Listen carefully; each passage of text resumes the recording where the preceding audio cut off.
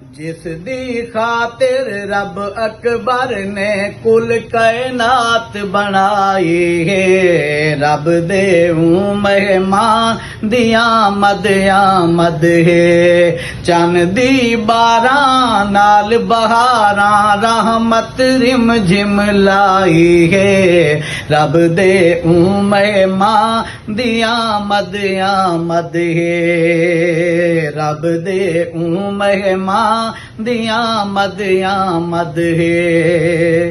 हन अरब दा जितनिया दाया दस्तूर मुताबिक आया, जेड़िया सही दे लायक जनाहन अल्लाह ने दूर खड़ाया, अल्लाह ने दूर खड़ाया।